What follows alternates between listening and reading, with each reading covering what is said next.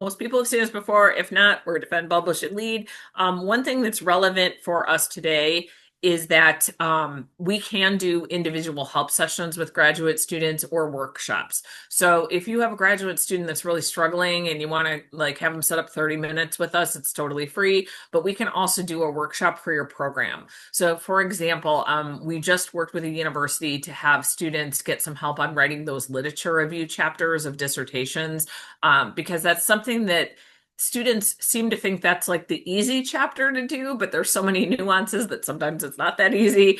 And so this is something that it's all, I know you're getting workshops through us this way, but it's also something you can do with your own students if you want to. So you can contact me if you want to about that.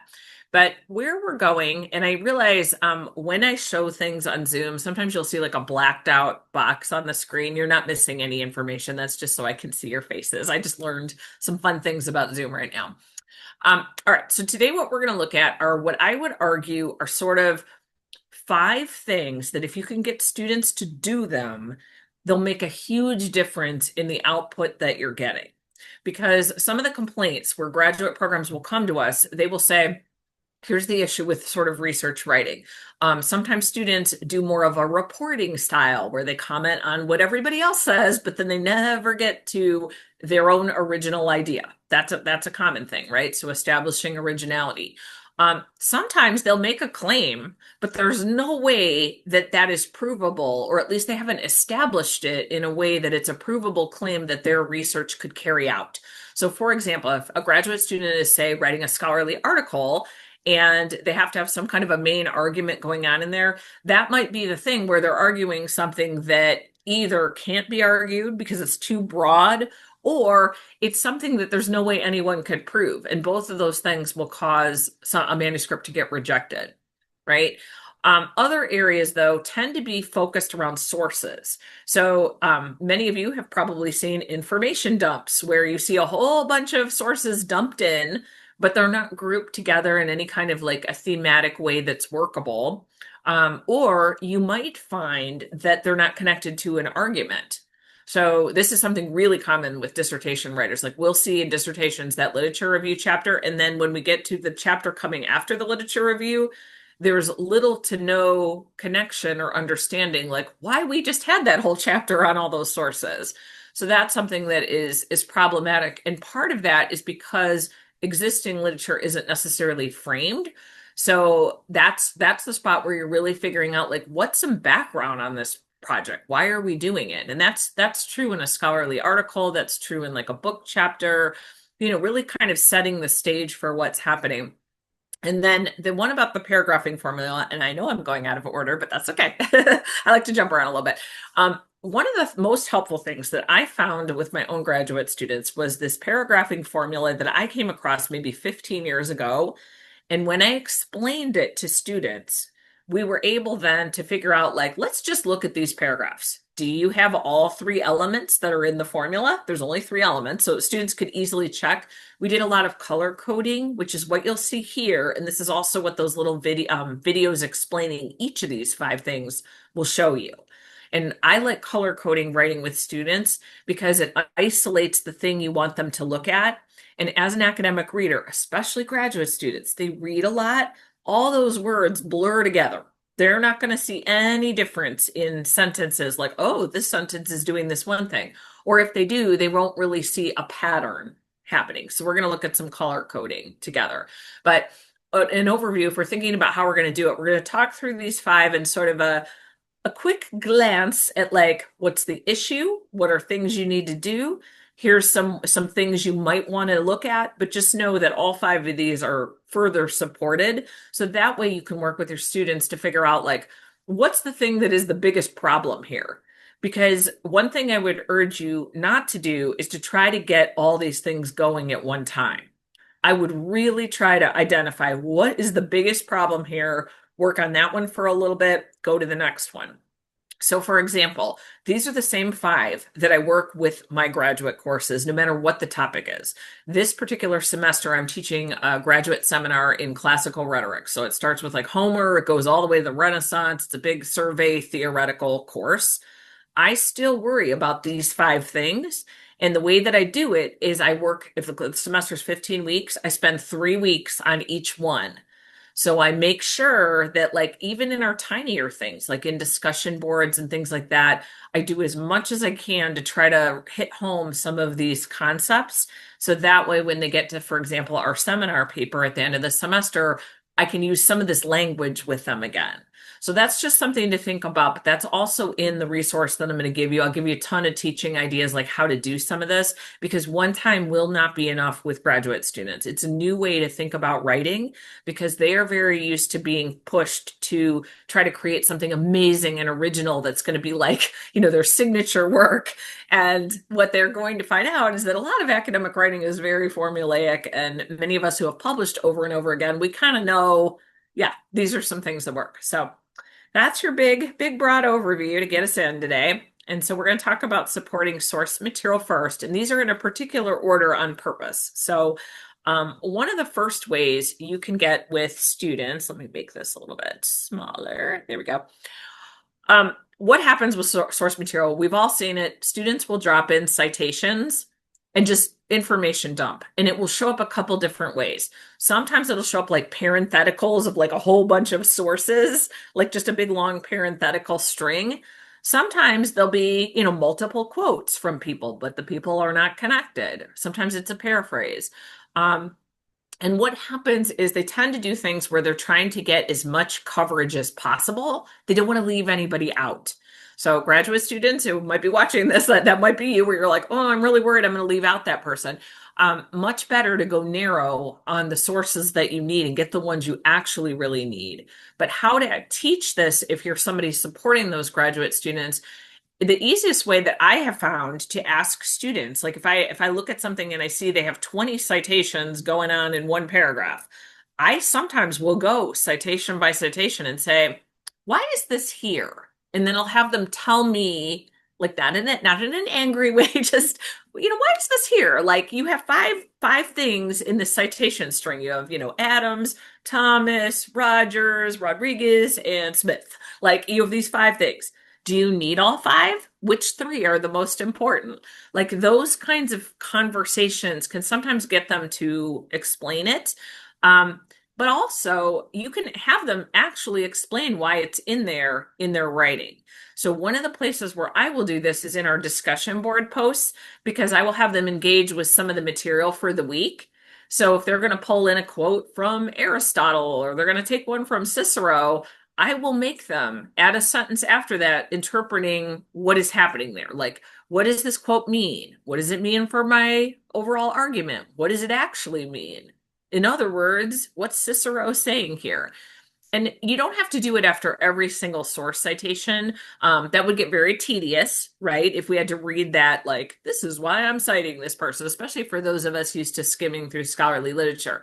But for graduate students, either just starting out or that need some help in sorting, it's a good way, because sometimes they'll figure out, like, oh, I don't really know why I have this here, or these 5 sources are all about the same topic. That's why they're there. That's not enough.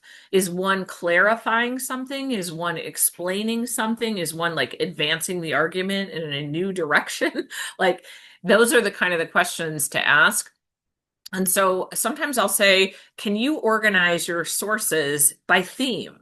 Can you figure out, like, what are the 4 conversations your literature is having? And I usually pick 4. Even in, for example, like a literature review chapter, a lot of times I'll advise students, I'll say, group your stuff into 4 buckets.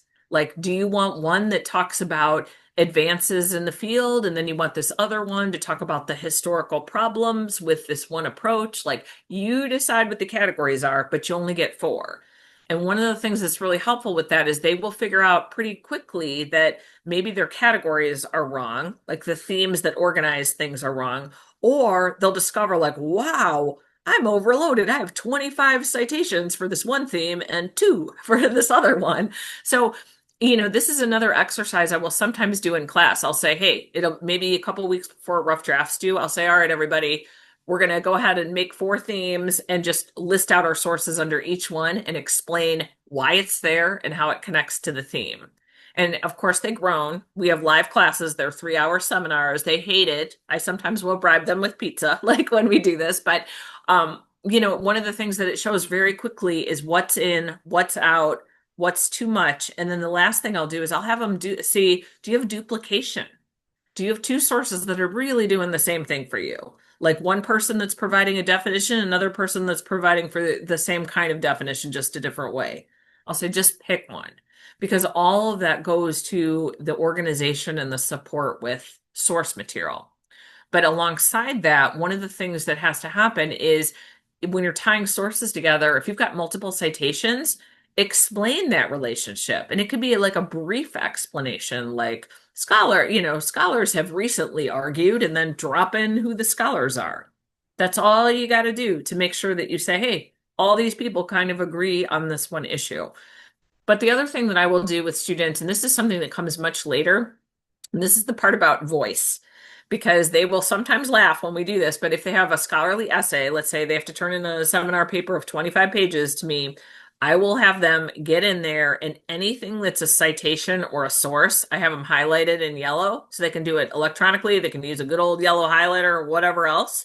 And I will look at that whole thing and I will say, if you have more than 1/3 of that, just visually, more than 1/3 is yellow, that's too much. 2/3 your voice, 1/3 everybody else saying whatever they have to say.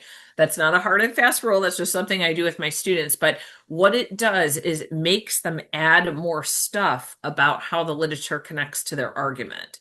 So, and of course, this is different. How this happens is different in different disciplines, which is why I'm going to give you some follow-up there. But here's an example of something that would be in one of those small Tuesday toolbox videos, because I want you to understand what I mean by when I say highlight. For example, let's say students have a whole bunch of different bodies of literature, but let's start with two. If we're going to synthesize these things, meaning we're going to kind of like figure out how they all relate together, let's say body of literature 1 is this first one that's in pink. So research on urban gentrification has productively analyzed displacement, property values, and demographic shifts. Okay, so that's the first body. And then the second body of literature is even in that same sentence, which is fine, right? While medical sociology has done this other thing. So we're working with two different bodies of literature. We're kind of setting it up that way. But then it's on the student or the researcher to say, hey, these two conversations really have not intersected in any kind of sustained way. And then what is your study, which is the yellow, what is your study to do with these bodies of literature? So like everybody will get these slides because usually when I show the slide, everybody's like, can I have those? Yes, you're going to get them, use them as much as they want. You can see in there like how this works, but I like the color coding because if I'm teaching this, I will say, okay, here's a paragraph. I want you to replicate this with your own research. And then I will give them like 20 minutes to recreate this kind of paragraph, but with their own stuff. And it's really helpful. I will sometimes say, see if you can get 3 bodies of literature in there. And they'll be like, whoa, or maybe have a second paragraph following this one with a third body of literature. So you'll get the slides, you'll be able to look at this in more detail, but this is what I mean by like really showing them research writing in action. Because it's not that I magically know what to do, but if I saw this pattern as a graduate student, I might be able to replicate it, which is what we're going for here. The paragraphing formula, to me, it has to come after talking about sources for lots of reasons. But one of the reasons it comes after is that students need something to talk about. So I usually talk about the sources first and get them in the habit of figuring out like, why is a source supporting what I want it to do? And how is it doing it? And am I making it clear to the reader? Once we get to this magical paragraphing formula, which is in blue, they love this. And I will show you an example of this in action. But Patricia Goodson has a book. She has several books. She writes lots of academic writing support for graduate students and faculty. But this one was something, it was called like 50 exercises for productive writing or something like that. The rest of the book is great. It's not for what we want to use it for. I can put it in my follow-up resources so you can find it because everybody's like, where do I get that book? She's so great. You totally could get the book. But out of that whole book, this was the one thing that held for me because she just made writing like math. there's a formula, right? So transition plus a key idea plus a development of a key idea. And I'm going to show you what this looks like in real writing in a second. But why this concept works with students is that they don't necessarily understand how does something stay in a paragraph and how does it belong somewhere else. So for example, like if you read a paragraph and you say, I have really no idea what the main idea in this paragraph is, that could be because there's multiple main ideas. It could be that there is no main idea, and the main idea is actually like three paragraphs up, but the students don't understand like what's in and what's out for some paragraph boundaries. So this, you don't have to write every paragraph this way, but it's a really simple way to teach it to graduate students. And there is a way to make it look very scholarly. And of course, as they get more advanced, they can do things like the one sentence paragraph for emphasis and like all that kind of stuff. But this gets them to go on. So when we're teaching it, you can have students look at all their paragraphs and just highlight the three things, which I'm going to show you on the next slide. Really helpful because sometimes they will find things like, oh, I have three key ideas going on in my paragraph. So you can do that. Sometimes it means you need more than one paragraph. Sometimes it means a key idea is actually an extraneous idea, like you're starting to go off on a tangent there, right?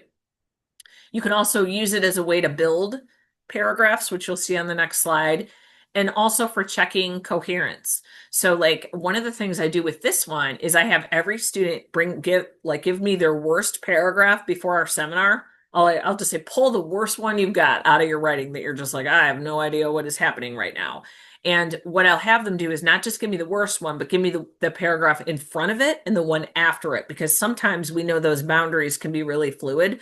So they will give me like three. And what we'll do in class is we'll work through a couple of those examples. How can we make this better? How can we follow this formula? And so if we look at this, if we go to this next one, here is what it looks like in the Tuesday Toolbox video, which you'll get this full thing. But I just want you to see what the whole thing looks like. And I realize probably have a little box over the writing a little bit because that's my little like screen sharing notice. But if we have a transition, it can be something very quick, very quick, like having established this connection or this framework or the relationship between these two factors. Doesn't matter. Whatever that pink transition is from what came before it, the key idea is in green, and you don't have to have it just once in the paragraph. Sometimes you'll have it once at the top of the paragraph and sometimes at the bottom. So what this paragraph is all about is the survey data reveals this complex relationship between technology adoption and user satisfaction. So that's a key idea, right? And it says it's a complex relationship, right? That's what I heard, complex relationship. So even the green sentence at the very bottom where it says these findings challenge assumptions about digital preference, etc. Challenging assumptions and complex relationship go together, right? We said it was complex at the beginning. We're kind of reinforcing that key idea at the end. And then the purple is all the findings. I didn't highlight all the white stuff in purple, but consider all of that purple. I just wanted you to have a break to kind of see where these things are showing up. But the development is the thing you say about your finding or your key idea. So we see here in purple, the most significant finding centers on, and this disconnect suggests that. That's me as the writer telling people what to think about the work. So the formula works really, really well because, for example, let's say another key idea shows up in there, like a random one, like let's say adult learners don't have the digital habits that younger learners have. Maybe that's a random sentence going on in there. That's a key idea, but it has nothing to do with what's going on in here. So what I tend to find when I have students do this exercise is there's usually more than one key idea, or the paragraph is completely off the rails and is just a random explanation of something. Sometimes it's like a very long-winded discussion of a source. Sometimes it's just summarizing what's going on in the field, but it's not really doing anything. Usually these paragraphs do have transitions, but sometimes the transition itself is a problem because graduate students sometimes will use those generic transitions from like middle school and high school. So they'll say things like, in addition, comma, furthermore, comma. There's nothing wrong with those, but in scholarly writing, a lot of times the transition could do a lot more where it links to what the paragraph before does. So I can do a whole thing on transitions, but usually I'll find one in there. That doesn't tend to be the problem. It tends to be more than one key idea. So even though we got two green things highlighted here, the idea is the same. So what I will do with students if they're doing this is I will also say how many times does that idea show up in the paragraph. So in this case, there's only one idea. It's in green, complex relationship, but it shows up twice. Some paragraphs, when I look at this, when I have students do this for an assignment, I will see because I'll say, okay, you can have a key idea in green. If you find another one, make it blue. If you find another one, make it red. Like I'll give them other colors. And sometimes I will look at rainbows at paragraphs because there's so many ideas going on. Any questions so far? I know we covered two. How are we doing? I know this is more of a lecture dump than anything, but any questions on either one of those two practices before we get there? If not, we will keep rolling. You can see some magic for the next three, and then of course you can ask me all the questions you want to, either in the workshop or after.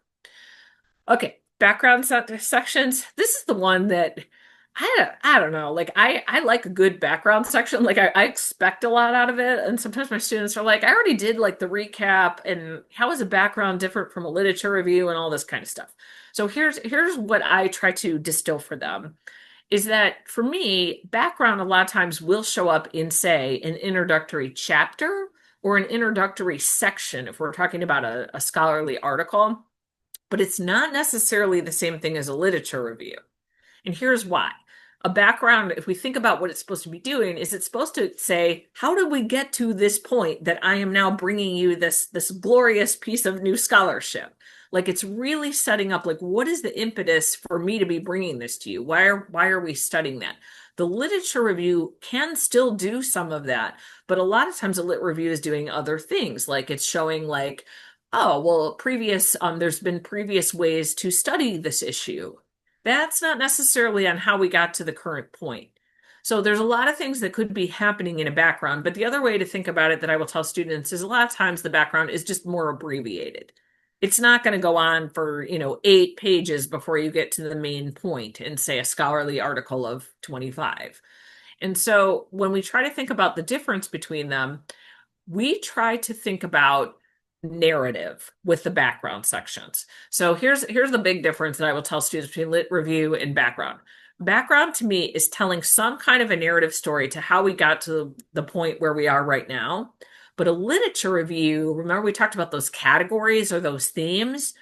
A background section often does not have those. It will use a different type of organizing principle. And so I gave you what these look like here, but in the video that I'm going to show you, let me move everybody's head down here.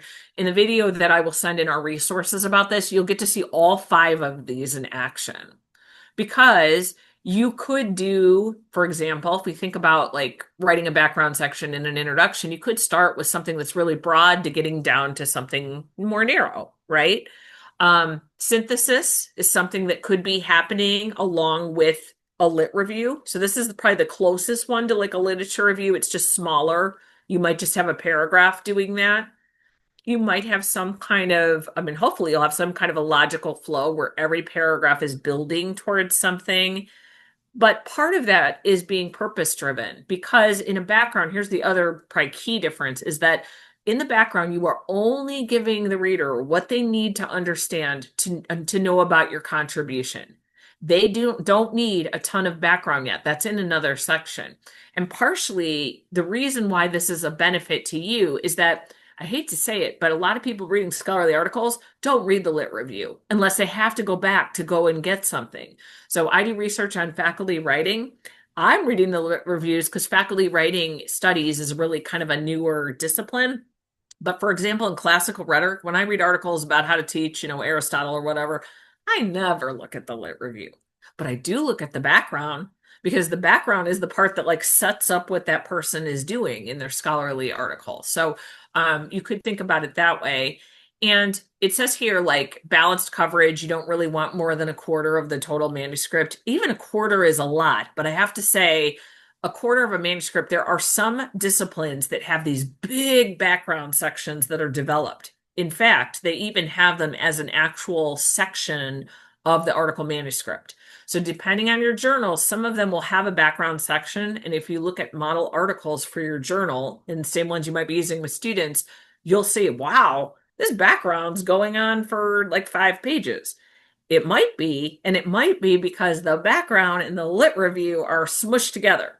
That can also happen just to make it extra confusing with the students. But I try to say with background, I try to tell students, see if they can write me 2 paragraphs in their introduction that provide some background. And I limit them in 25-page papers to me to just 2 paragraphs so they can kind of set the stage quickly, give me the reason why they're studying the thing they're studying, and then go from there. And they'll still have a literature review coming a little bit later that might be exploring, various components. So this is something you really have to look at your own journals and your discipline. This is probably the one that's the hardest to teach. I would say, if you look at some model journal articles that you want your graduate students to look at what they do about background, which sometimes is not labeled background. It's just showing up in the introduction, and lit review. See if they're the same, if they're split, how much is each one.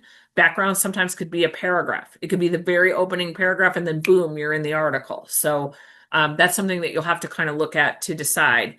But when I'm thinking about teaching this stuff to students, a lot of times I will focus on synthesis because this is really, really hard to teach. And so this video on background, you're going to want to watch this one because it'll explain this like much more in much more detail here. And this is because let's say that this person who is writing this wants to make this argument that we have all these competing mechanisms or these competing models, but we need a model that actually goes between all three, that uses pieces of all three, which is what the green thing is at the bottom. So what this is doing is there's the yellow part is one model that this paragraph is talking about. The orange is another model, and then the blue is a third one. So this paragraph is basically bringing together 3 different ways to think about neural abnormalities and moral deficits. So what's happening here, and this happens in a lot of disciplines, these are 3 competing theories about why something happens. That's true in my discipline of writing studies. That might be true in yours. You probably know like what's a hot button issue where everybody's arguing, right? In this case, 3 models. So what happens, or the way that you can use a background paragraph to kind of get all 3 of these in there, is to do some setups. So what we're looking at here is this very first model is talking about this one way to do things, but it says, however, this model cannot explain why. That's a writer's intervention. Here's model 1. This model can't do this thing. The orange one says this is an alternative model, right? Here's what it proposes. This one here doesn't necessarily say like what's wrong with it. It's actually in there. It's right above there where it says like despite heightened sensitivity. It basically shows a flaw in model number 2. The blue one, again, we also have a flaw in model number 3, where it says this one potentially reconciles contradictory findings. So every time a model is introduced here, there is something that the writer says about it to say, this is not the number 1 right answer. Okay, so like let's say we have these competing theories in your discipline. The writer in this case, when they're doing critical synthesis, they're basically working in citations and then explaining what's the issue with that model very quickly, right? So the author's voice remains really dominant here. So it basically, the very first sentence even says that this relationship is theoretically contested and talks about 3 different models. And so what it's saying at the very bottom is that, hey, we've got all these different predictions and we really need some theoretical designs or a design that works between all these competing mechanisms. So it's basically making a call for something that brings together all 3 of these things. That's a really tough paragraph to write for a graduate student. That would be very, very difficult. So this is one I actually will use with my students, and I pick out 3 different theories because I teach rhetoric and composition, but I'll pull out 3 competing theories about how writers learn to write, and I'll make them replicate this kind of a paragraph. And one of the ways, or one of the things that happens when they do it is really quickly they realize they can't just like stack the theories on top of each other. They have to give the background. And the background is that, oh, maybe this one theory existed before this other one, or this other one was trendy in 1980, but now nobody cares about it anymore. It makes them have some authorial intervention. So it's tough. And the video that shows how to do backgrounds will explain this in more detail, but this is another way that you can have them replicate a tough model. So this is something, this will take them 45 minutes. And most people say, I don't have 45 minutes, but if you could get them to write this kind of a background paragraph, it will solve a lot of problems. Because when I read through this one, I don't totally know what is going on here. This is not my area of research. But once I get to the bottom, I'm like, yeah, all three of these theories have problems. These models aren't going to explain that. So what do we do? So I'm already like kind of on board with the reader. All right. I know that one always students and faculty are like, I cannot teach that. Yes, you can. You can. Um, these are easier. So originality. This one, this is the thing with graduate students. They want to have original ideas, right? So sometimes they pick something that's really broad that there's no way they can do it in a dissertation. Sometimes they'll pick something that's not actually original. Or they'll get upset because they'll be like, somebody scooped me. They got my topic. They took my project. And so one of the things I'll do with faculty and actually graduate students teaching this to undergrad is to say, the idea might not be original, but something about how you want to use that idea or intervene with that idea is original. What's that? And we'll go from that point. So these are 4 ways that I will have students think about originality. And I will ask them when they do a paper, a discussion board post, whatever it is that they're doing, I'll say, how are you making sure that your project or your research is original? Which one of the 4 of these are you doing? And there are many other ways. There's probably 80 ways to establish originality. But I make them pick from these 4 because these are the 4 broadest, but also closest to research writing. So for example, many people put out a scholarly article because they want to challenge an established viewpoint, right? We've seen that many times. Or they want to revise one or extend one. That's one way to do it. Sometimes people will write a literature review. So, we have published literature reviews where those are actually, we might not think of them as research, but they certainly are. So, and this is more common in some disciplines than others, but let's say what they're doing is they're bringing together a bunch of research conversations that haven't been together before. That's another way to be original, even though they didn't write all the initial research conversations. If you bring them together, that's new. So they're doing synthesis. And then, of course, introducing new evidence, like bringing in a new study they're doing, or they're looking at archives, or they did some interviews. That's number 3 is what we always kind of consider like, oh, that's dissertation research. But sometimes, not the literature one, but you could challenge or revise a view and use some new evidence. So sometimes these things could overlap. But I would think about what's the primary goal here? Is it to bring in this new evidence to show something that we've never seen before? The last one is to think about theory. So making that new framework or a methodological approach. So one that I've done recently that's like that, well, not super recently, but I basically took somebody's interview protocol and used it for a project that I was doing it in a different way. So I said, okay, this framework that's existing, goes so far, but here's some things that we could do that actually make it better. So it's not totally 100% new, but it's tweaked or it's modified. That could be part of proposing a new framework. But if they cannot say that their project is doing one of these 4 things, usually that's a sign their originality isn't there. They're either leaning too heavy on some of the established sources. They might be replicating a model exactly, which is fine, but they haven't established why what they're doing is original. And the thing that's original, let's say in the sciences, so replication is a big deal, right? So you run a study, someone else runs the study, and they want to make it as close as possible, which doesn't sound original.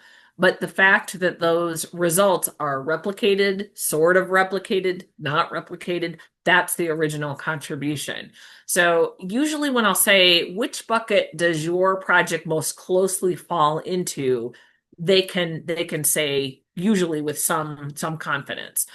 One of the things I've found is most of the time it's number one on here or number three. Very rarely do I have anybody giving me a new theory with most of my master's students. But I've worked with doctoral students through Defend, Publish, and Lead, and I have many students trying to do that. I have faculty trying to do that. I have somebody working on a book right now where they're proposing an entirely new framework for the way that we think about student writing.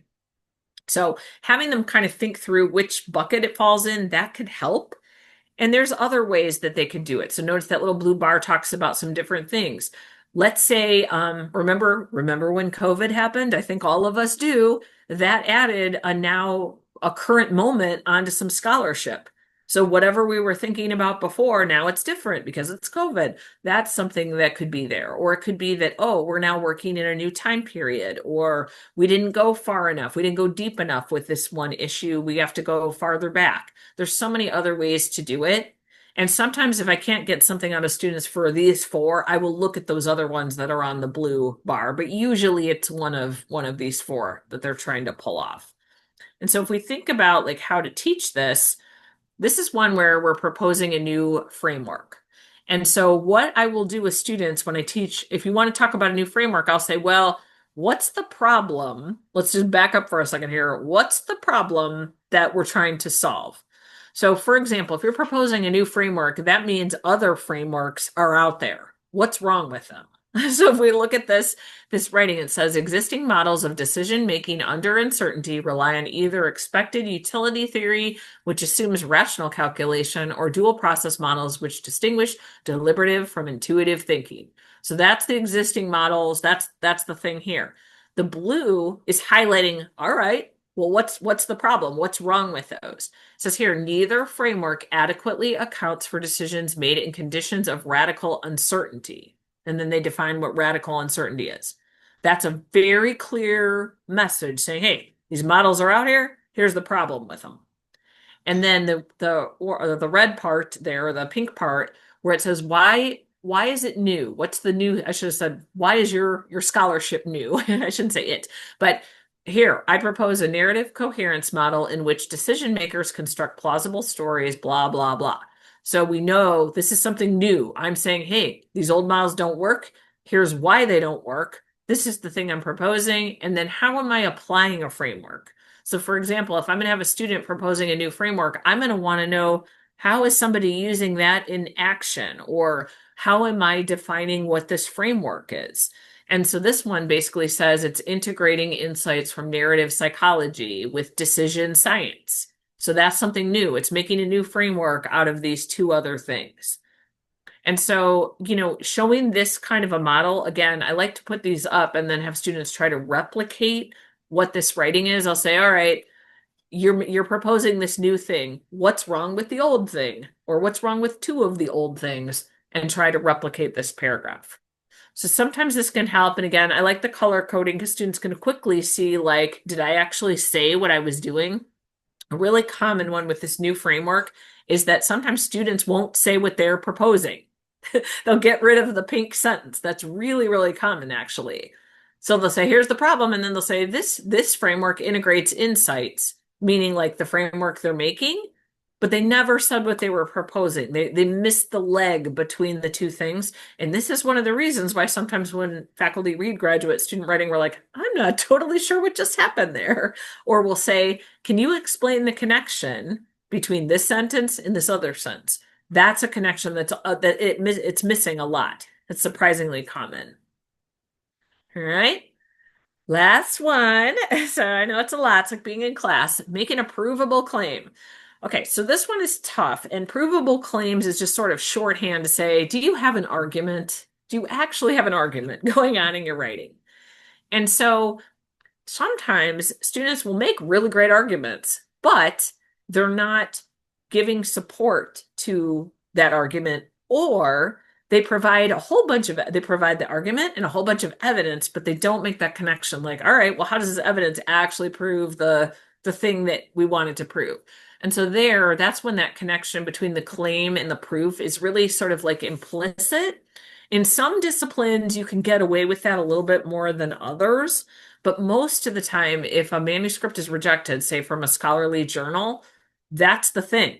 The readers do not believe the evidence was proving what the author said it was proving, or they don't feel like the argument was backed up at all. So it's not even that the evidence is unconvincing, it's just that it's not even there, it's just absent. So, what I will tell students is to try to do these four strategies, actually, all four of them, when we're talking about trying to prove a claim. And sometimes this will happen in, for example, in a methodology chapter in a dissertation. Sometimes it happens in a discussion chapter in a scholarly manuscript. It could happen in like a scholarly article. It could happen in the article, all four of these things. But these are all markers that indicate to the reader that something's provable. So, obviously supporting with evidence, that's the way students are familiar. They know I need to have some evidence to show, my argument is correct or I'm making a provable claim. So that's usually not a problem. But what they need are the other three things to make it hold together. So one would be logic. This is one that I have master's students in my graduate program. And so one of the things I noticed between undergrad and graduate study is that the logic is the piece that's really missing there. Because I'll say, how did you get from taking that table that has that data on it to arguing XYZ? And I'll try to walk with them through that logical stuff. And sometimes they know the answer. They actually could tell it to me, no problem, but it's just not in the writing. And I'll say, those two sentences you just said, write both of those in your paper. And for those of you that teach online to graduate students or to undergraduate students, this is where if you do conferences with students, recording can be really helpful because if you have the transcript, you can then, when they just said it out loud, a lot of times they can make that connection great for you out loud. And then you could say, go get that out of the transcript and go put that in your paper. That's exactly what you're missing in paragraph 8. So that's one way to think about it. Methodological rigor, there's so many ways to do that. And in this video, I talk about that. But essentially what you're trying to do is show your method is sound and why you chose that method over another method. And usually graduate students are pretty good at this. They're pretty good at saying, yep, there's all these methods out there. This is the one that's most appropriate for this project. So this tends to not be a problem with graduate students, but it can be. And so one of the ways to make sure that it's rigorous is just to say, hey, these are the methods that I used, right? But that last one, providing the nuance and context, this is the number one thing to me that makes the biggest difference in getting manuscripts published or not. And it's where you really get specific about where does this research matter? What are the limiting conditions? What are mediating factors? What's the scope of being applicable? And here, an example, I just did a book on academic motherhood that came out in April. And one of the things I knew I needed to do was I wanted to say, why am I isolating motherhood as something that might have an effect on scholarship? So I was really clear. I mean, I probably spent like 10 pages providing all that nuance and context. Like, why does that matter? But to me, that's the thing that's ultimately going to sell the book. And say that would be the same with scholarly articles. Like, the more that you could say, this is the very small little square of the universe that I'm looking at, the better, because then it makes more sense. If you're just doing a generic study that could go with a lot of other things, it's not special. And research really wants those kind of specialized, like new knowledge in the field and that kind of thing. So one of the things with graduate students, if we back up a little bit, is I will really press on, why is this important? Like, give me some more of that context, and I'll really listen for specific facts that would be of interest to the reader that can help. So here's one that is an example, and this is a long one. We're not going to read the whole thing. I just want you to see it visually, but sometimes you have to provide nuance and context. And to me, the nuance is saying why something is a complex situation. Most of the scholarship that we do happens in complex situations, right? It's not something that's simple. So there's a ton of factors, and even things like gender, social class, religious beliefs, all of those make pretty much anything we do complex. So provide as much nuance that you can. Like, why is this an issue and why is it a complex issue? And then provide the context to your study. So this one is all about community policing. And it's basically saying that, hey, we know that community policing strategies appear to reduce crime rates in urban neighborhoods. And then the nuance is saying things like, But wait a minute, we know like that's the big picture. However, if we're trying to attribute causation, we have to do this very carefully. And then it talks about all the factors like broader national crime reductions or demographic shifts and all that. And also that benefits of community policing appear unevenly distributed across communities. So we might have policing and it might work, but it doesn't work evenly for everybody. Maybe in one community it works great, and another one it's not so great. So the context then is once you've kind of set up all that nuance, you will say the thing that you want to say. It could be about your project or it could be like a launching point for your project. So in this case, this one talks about it being, it holds some potential, but we have to find out if it actually represents genuine organizational change or just a little cosmetic reform. This isn't actually making an argument yet, right? This is just some setup. This might show up in your background, but then the very next paragraph talks about, well, my study looks at how to measure genuine organizational change through this new framework I'm proposing. So this could be a background paragraph, but this is another one where if students can make a paragraph like this one, where they kind of lay out all the little things, that goes so much farther in making the research writing actually compelling.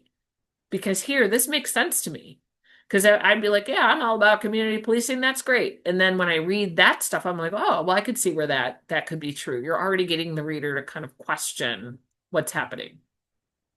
So I'm going to take all kinds of questions, but thinking about how all these practices work together, if we think about it, they're kind of on different levels. So I start with the micro, like the tiniest stuff, which is like getting students to talk about sources, select sources more carefully, take a sentence after quotes, interpret what sources mean. And I use the paragraph formula early.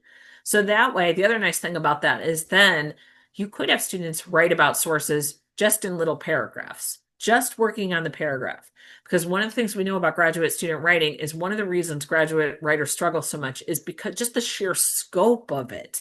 They have to do it, but not only do they have to write something really big, they have to write something really big over and over again for the rest of their life in a scholarly article, in a grant, in 5 books, whatever they're going to do if they're going to stay in academia. So I like starting there. The middle parts are the background sections and provable claims. And that's really where we're kind of thinking about like, how did we get to this problem? What is the thing I want to argue? And the macro is the original, where we get to, how did we get here? What do I want to argue? Why is it original? And the originality, the other thing I will say to students is I'll say, at this point, you should know where your outlet is. You know your scholarly journal and backup scholarly journal. So take it one level higher with originality and even think through like, why is it original for the readers of this journal? Because that's the thing where you're really connecting with why they might publish it. So I will oftentimes with graduate students kind of introduce some models. I'll say, okay, you want to publish that article in that journal? Let's go get some model articles and we will look at how those authors are establishing originality. Also provable claims to some extent, but originality is one where I'll say, how do you know what they're doing is original? And they'll find all kinds of things. They'll say, oh, this one's using a new method, or this one, took some 1997 data and then redid it in 2007. And I'll say, yes, that's what you need to do. So, this is something where when they kind of see these three things together, and I usually will show them that something similar to this about halfway through and then at the end, so they can kind of see like, oh, so the other thing I'll do is when they have writer's block, I'll say, stop thinking about originality, go back to supporting your source material, go back to a paragraph. Let's just work on those individual units. All right. When you're implementing things, everybody's going to get these slides so you can see all of it. So I'm not going to say all these different things that you can do. You can share examples. We've talked about all these in here. You can even do some peer review where they check for things. You can give them some templates and examples, which I'm going to send to you in the follow-up. But the biggest thing that you could do if you are a faculty member is to model practices that you've had with your own writing. That's something that I've actually studied. I've actually published a book about that, which I'll put a link in there because I think some of the things in there might be helpful. But when we think about all the different ways we can help students, one of the things they'll say is that, it's very easy for faculty, or they think you go behind the door and mysteriously, like, words just shoot out of your fingers or something, where we all know that that's not true, but they don't know any other way. all they see is faculty getting awards and being the keynote speaker, and they don't really see struggles. So one of the things that I've started doing is either doing some writing sessions with my students where I have my regular writing hours, and I'll invite my students working on theses to come along. And I will sometimes stop them and say, "Hey, I want to tell you guys what I'm working on right now, and here's how I'm solving this problem." Like, invite them in real time. I will do that. Sometimes I will bring a horrible piece of writing that I know is horrible and I need to revise it and make it better. I will walk them through how I'm revising it and how I know what to do. Some of those things can be really helpful, but if you want models from other people, you can. I'll show that book in a second. Well, let me say what it is. I'm going to put a picture of the book that I have on there, but you can use, if you want to, the book that I did called How Writing Faculty Write. I wanted to know the answer to this very question. I wanted to know how the famous people in my discipline wrote all their books and articles, and so I asked them. So that those interviews are all in there where they explain things. Like, I'll say, "What did you do when you had writer's block? How'd you get that idea? When do you write? What do you do during a writing session?" I asked them all the things. So, and they gave me all the answers. And so one of the things that was helpful there is those models a lot of times are great for students to see as well. Because it's one thing if they see me, I'm just Dr. Tully, I'm just their program advisor. But like when they see, "Ooh, that famous person that's the keynote speaker, how did they do that thing?" It resonates. And I don't think it's just limited to my discipline. So that might be helpful. But here's another thing. I try to think about, also, we know what to do when we're teaching research writing, but this also goes with that scary assessment and like feedback on student writing. They don't understand some of the things we say to them. So there's some feedback prompts. You can use any of these. That's why I'm going to give you the slides. You can ask them these questions in the writing or in class and find out. So, especially with the background, if you say, "Does this paragraph move the reader closer to understanding your gap? What can be cut?" I will sometimes say, "Where is it in there that makes what moves the reader closer? Show me the specific sentence you said that does that."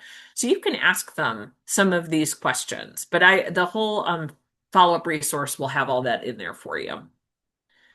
And I've talked about Tuesday Toolbox. Nancy, I will put a little blurb about that. I'll send it to you with like a little note about what I'm thinking, but you can also send Tuesday Toolbox to them and they can have all the things. Okay. So, and then if you're a graduate student, I would definitely encourage you to look at just working on one of these things at a time. Make it your focus for the week. That's what I'll sometimes do with faculty that I work with at my institution. I'll say, "Okay, everybody, this week we're working on background sections. Let's just worry about that for right now." You can also make a revision checklist. So, I had somebody say, "Can I put these slides in AI and make a revision checklist?" I don't care. I know a lot of people have thoughts about that. Our stuff is so public and so out there. I really do not care. So if that is helpful for you, absolutely. You can do that. You can also use the feedback resource that I have that I think does that for you. So maybe you don't even have to. You can also do, discipline specific worksheets, look up model articles, share your own revision. There's that book that I mentioned. You can follow up with me at any point. You can email me. The book is called How Writing Faculty Write if you want to check it out. There is a free chapter if you go to University Press of Colorado. If you go and look at it, you can actually read a sample. You cannot read, unfortunately, any of the interviews for free, which is such a bummer, but at least you can kind of see what's happening in there. And then also on the left-hand side, you say the teaching the 5 practices, the annotated model examples. It's kind of like a packet that shows how to do each of those practices in real time with your students. So like if you're going to support source material, here's an example from sociology. Here's the problem. Here's the thing, what not to do. This is why it's not working. Here's what to do. Normally, I do not like showing bad examples of writing, and I like to show better examples of writing. But in this case, if students see 2 paragraphs side by side, a lot of times they see a difference right away. Whereas they might not see a difference, like they might not understand what's wrong with a problematic paragraph because it all sounds scholarly. It all sounds great, but it's not doing anything. So sometimes it's difficult for them to see it without seeing the good model next to it. So you can think about that carefully, like how you want to do that with students. But this one shows them side by side, so that way, you've got something to go on. I know we're almost out of time, but any questions? I know this is not a real chatty conversational one. It's more, let's learn information, but anything people want to ask? How would you adapt this for undergraduate students? Yeah. So in this case, I typically only worry about two of the five things. I don't worry about background, and I don't worry about originality. Originality is too big of a concept a lot of times for undergrads, even advanced undergrads. Supporting source material, I use it every time.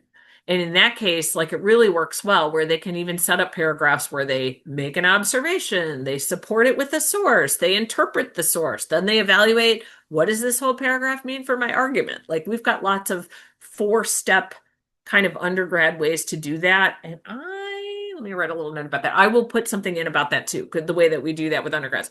For sources, the paragraphing formula, same thing. Real clear. Transition, key idea, what's your development? And sometimes, the development isn't all that great, but it's there. Like it's not going to probably be at the level that graduate students have. So those two are there. The one let's see, the originality and the background, those two are the ones I usually leave out because usually the tasks are not complex enough for that kind of stuff, and originality is too big of a bucket. But a provable claim, I just change my language and call it what's your argument? Hmm. What is the thing you're arguing? But really the same information holds true. Anything else? All right. Nancy, I am going to send you all of these resources this evening. I got to find one or two. You'll have them all. Everybody will get the slides. You can share the recording with anybody. But also, everybody who's in here today or watching it, feel free to follow up with me if you're like, this is the thing that is going on with my graduate students' help. Like, I am more than happy to suggest a resource, or, if you're like, come to class, I'm happy to do that too. Come in and do some chatting, just depend on what the problem is. But a lot of these are solvable. Let's see. Oh, somebody just gave me a message. You're welcome. You're welcome.